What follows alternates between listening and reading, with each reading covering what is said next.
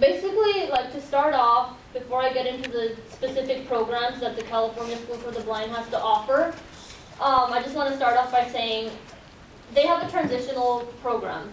But this transition program it's kind of like an umbrella. So like if you picture like it's raining, it's an umbrella, it's on top of your head. That's kind of like a big cover-up for all the small little programs that they have. Or another way of picturing it is like a funnel. You start out really broadly with the CSB's transition program, and there's a bunch of little small programs that you go through as you're in their transitional program.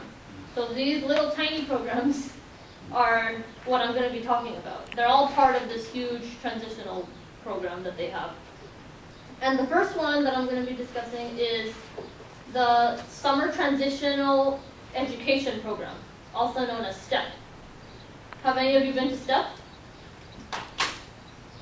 Nice, some people. So the STEP program, their mission statement for the California School for the Blind is transition is change, moving up, moving on, moving out.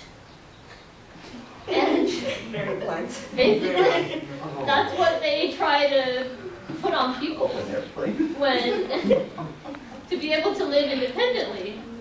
If you read between the lines, that's what they're trying to say. And the CSB is located in Fremont, which is in Northern California. It's about a 6-hour drive away. So it's not 20 minutes away like JBA anymore. We're talking 6 hours now, by car. If you're going to fly there, maybe correct me if I'm wrong, but okay. Thanks. Awesome. It's about an hour and a half. Yeah, right? Yeah, depending factoring traveling to the airport like that. Their transitional program started in 1985. So it's not that old if you think about it. The STEP program, it's basically a 3-week-long program in the summer. Each year they have it in July.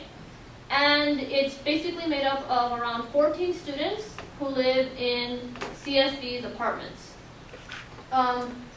Pretty much on weekdays, you're going to start your day around 7:30 in the morning until 10 o'clock at night. So they keep you pretty busy. Oh, yeah. Versus the weekend activities are from around 9 in the morning till after 10. So depending on how much energy you all have, they're going to go till you go. Oh, yeah. But if I can add something real quick, has to do with the hours. 10 is usually not the time that the classes end. 10 is more like the time to close the main common room. So it usually ends around like maybe 4, 3, 4 at that time. If But you're you not probably- cooking dinner. If you're not cooking dinner. If you're Yeah, cooking dinner, yeah. then Takes then longer. you have to wash up and stuff. Definitely. So, but I know that they probably can. But 10 is when they send us off to the farm. Exactly. Yeah. So you're going to be in So bed they by probably 10. put- Yeah. they probably Or put quiet. the- You gotta be in your apartments by 10. Yeah. Nice, thanks for adding that. Don't worry. Pretty Probably much. give it on.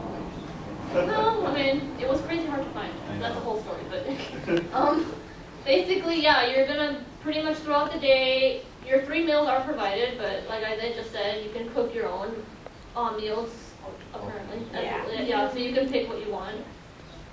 And there's different classes that you can attend, and you also listen to different guest speakers, and there's different activities that you can participate in for fun.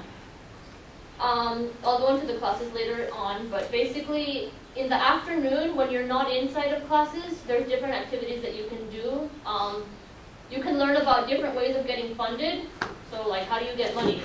What is Social Security or supplemental security income? What is all that? Learning your social skills, being around people, being able to keep conversation going. How do you make decisions? How do you, somebody asks you, I don't know, if you want to go out to eat, how do you decide whether you have the money or not? Speaking up for yourself. Music, do you like to play music? Do you like to swim? All those types of things are their leisure activities. Their more structured activities are, you do a lot of career planning. So what would you like to do in the future in terms of work? Computer skills, again, assistive technology. Living skills, cooking, cleaning, vacuuming, mopping, all that type of thing. Orientation and mobility. You also get to visit a lot of different places in Northern California, like the occupational center for the orientation center for the blind in Albany, and we'll be hearing more about that later on. The Hatland Center for the Blind, which is in San Pablo, we'll be hearing about that as well. Guide Dog School for the Blind in NorCal and San Rafael.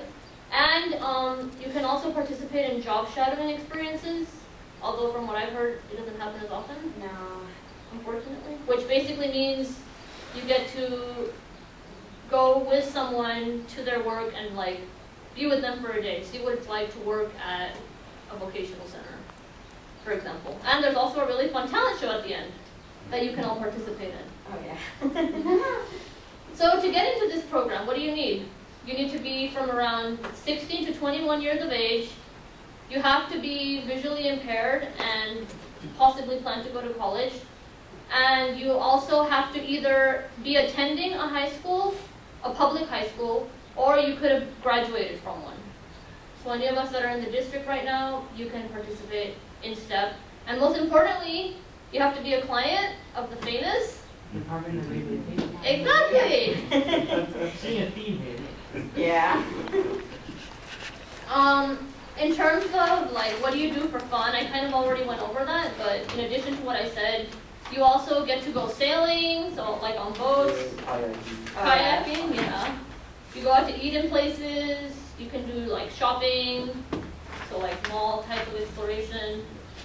And the difference between STEP and other independent living skills programs is you do learn these skills, but you learn them a lot more broadly. It's in 3 weeks that they cram it all into you, or they give you a better